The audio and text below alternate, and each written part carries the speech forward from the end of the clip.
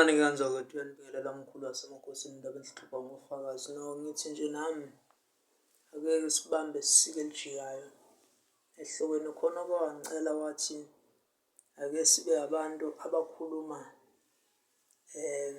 ake ngibe umuntu ozokhuluma ngomuntu ongazazi.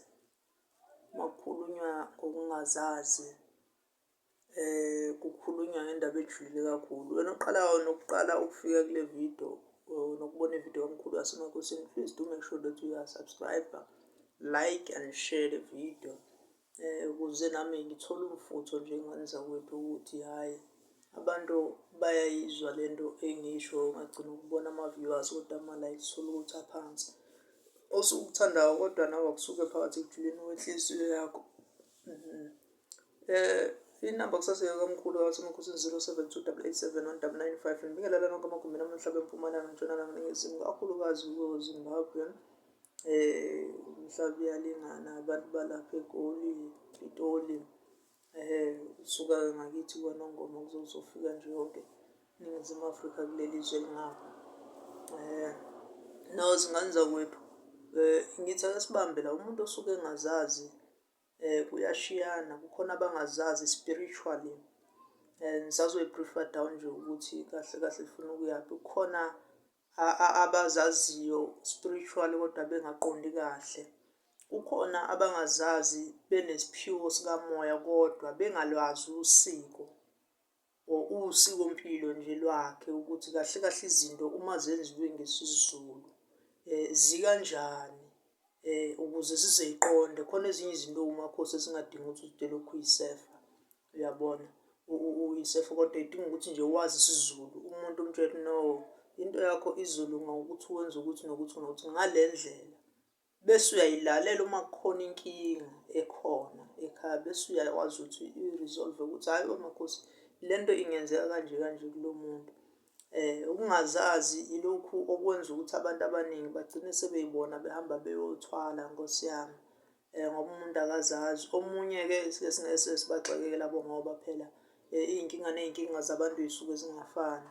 Omunye uthole ukuthi umnotho wakubo nje ushiye empandeni yokuphalaza ethize, yokugquma ethize, egobongweni elithize kwakufanele ngabe wamisela lona.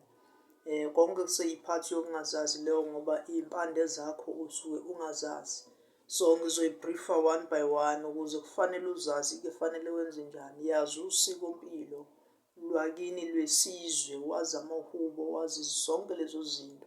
Even ngisho nawe uyinyanga, ukuthi uma uyinyanga lapha nihlabelele emgidini bangoma, nihlabelele singasizwa lesisigqi lesi esivusa ubungoma. Kukhona abantu ngisho abanye othola ukuthi izangoma nazo ezingazazi uyifica nje lapha umuntu kuyahlabelelwa kunede ngahlabelelwa ingoma angayizwa angayazi, angayilandeli nasemoyeni ayifune njengesayoni ngoba isangoma phela nesayoni abantu abangahlukile labo.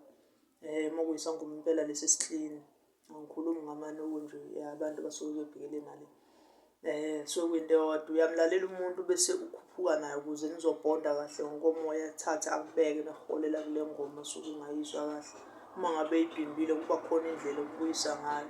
Kuningi nje, nawe uwumuntu ongazazi uma usuke uze esigodlweni enyangeni. Awuzazi uba wena ukuthi yini lena osuke uzoyifuna. Uma usuyifuna uyifuna indlela enjakanani, ufuna fast, ufuna izinto ey'phuthumayo. Akukho okuphuthumayo uma usuzazi kahle kahle indlela. Kukhona isikhathi sokulinda, kukhona isikhathi esinjani. Khulu wasemakhosini lo ndaba exoxa ngofakazi seningi ngale topic sisazoyilanda nje kakhulu. Ngizoyi-break-a down ngamavidiyo one by one, sibambe ngisho u-live. Uma singawubambanga nje ey'nsukwini ezintathu sobamba ngoLwesihlanu noma ngeSabatha, Saturday, bathi umqibelo.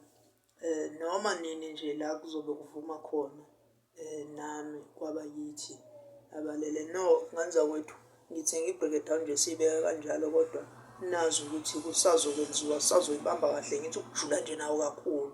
Khulu wasemakhosini indaba exoxwa ngofakazi. Unoyikhimeka Mfungelwa. Unkunzi bayikakile.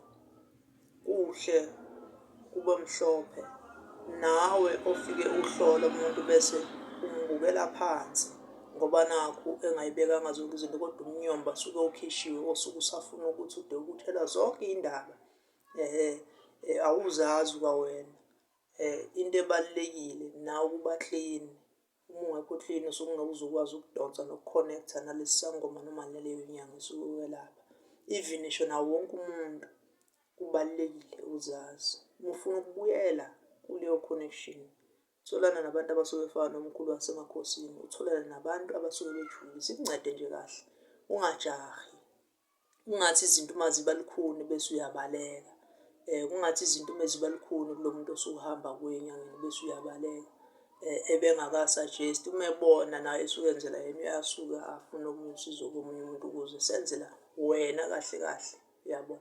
Umuntu ophilayo-ke lowo, inyanga ephilayo engenamuntu. Zikhona ezinye iy'nyanga ey'kwazi ukusebenzisana kahle.